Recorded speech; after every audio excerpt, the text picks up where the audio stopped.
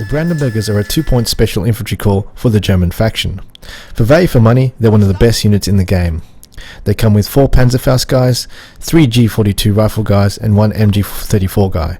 The MG34 guy has an ammo paradrop signal with that grenade over there. So what happens is when you throw it, a yellow flare will appear. Then the ammo drop will appear on the yellow flare. In that will contain many small arms and munitions, including MG ammo and mortar ammo. Realistically, in the heat of the battle and in competitive games, you would only use the MG ammo because this MG34 is such a fast firing weapon. It does need a reload.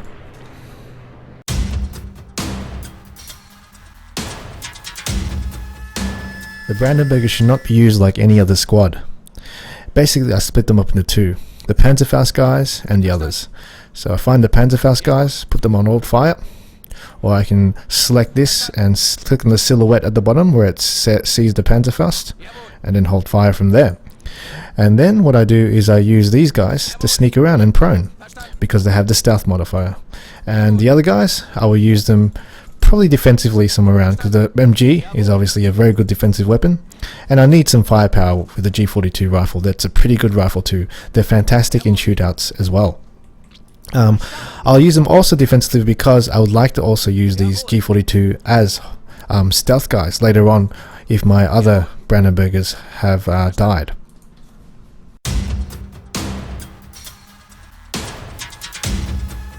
The Bradenburger's best ability is its stealth modifier. In the game, there are basically 2 levels of stealth. The Bradenburgers have the first level of stealth ability, being the lesser stealth ability, but it is still very, very good. As you can see in this example, I'll just show you how far or how close this Bradenburger can get before an infantry fires at it. As you can see, it is around 13 meters or 13 yards before the infantry has spotted him.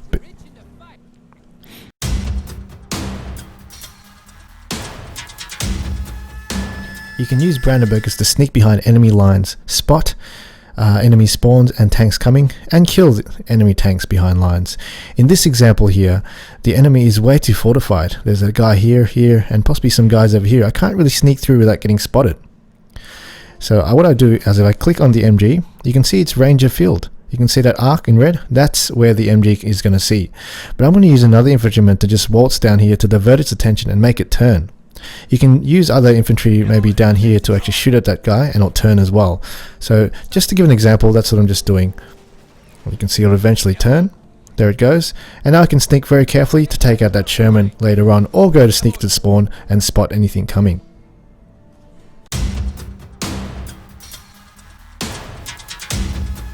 The German Bradenburger arrives quite early. It arrives around the Stuart era. So you can use these to take out Stuarts, but most likely you'll be using this to take out Shermans and Kroch in the mid-game. A Panzer III can be used in conjunction with the Bradenburgers to act as sort of like a bait for the Kroch or Sherman to come through. In this scenario here, I'm just going to take out that Sherman while the infantrymen in the front line just watch it and cannot see my Bradenburger.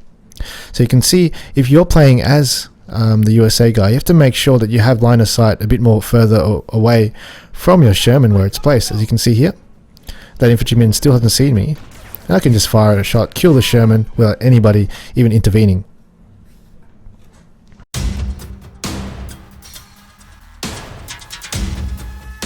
Generally, Bradenburgers should be used in direct control to take out stationary tanks or tanks coming at you in a forward motion. When light vehicles come at you though, let's say from the side, it's very hard to DC it and you'll probably miss. You can use your Panzerfaust in prone, as you should do, and just right click on the Greyhound. The trick is to make sure that it is in white range, not yellow range. Yellow range meaning the maximum direct control range. So in this scenario here, we see that Greyhound is actually in the right range of 22. At 25, above that to 25, it's the yellow range. So this means it's going to be more accurate. You can see that it quite easily takes it out in prone position. Panzerfaust's penetration is massive. This is a jumbo here. It's got very, very thick armor in the front. And I'll just waltz up to it, shoot it in the front with the Panzerfaust. And as you can see, it got destroyed. I did aim at the weaker part of the jumbo there at the bottom flat also. I do actually recommend you though to attack the sides instead for the heavier tanks like the Jumbo and the Pershings and the KV-1s. Attack the side hull instead, because the Panzerfaust sometimes does not destroy it.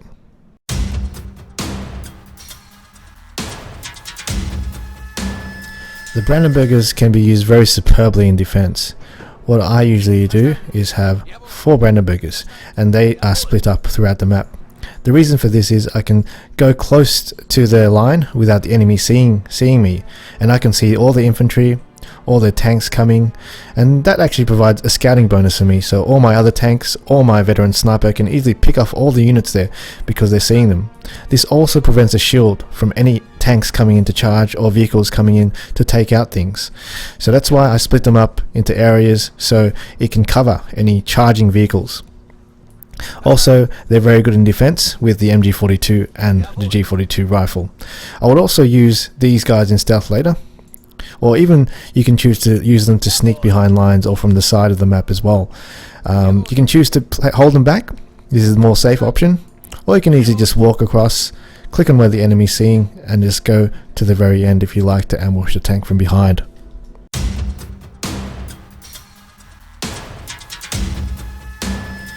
In this scenario here, I'll show you how the Bradenburger does have weight of the cap. There's a normal SMG enemy capping it. As you can see here, I'll move a Bradenburger inside here, and you can see it's already out capping the SMG guy around here. In this game, the closer you are to the flags, the more weight of cap you have. And also, it also depends on the tier of infantry you have. The Bradenburger is stronger than most infantry to cap flags. So you can use this in scenarios where you want to sneaky cap. And with the stealth modifier they have, this is actually very good because they can't see where you're capping the flag from. So in some scenarios, you could just quite easily move your guy to the edge of the flag and start out capping the enemy without them knowing.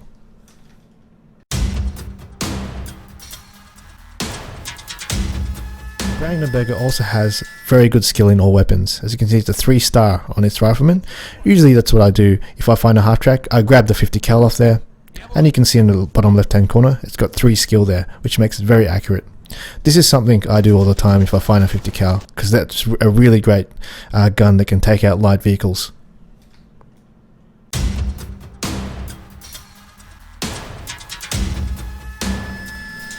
To sum up and to cover off some missed points, the Bradenburgers are a very special and unique infantry unit that should be used split up in stealth and also for its defensive capabilities.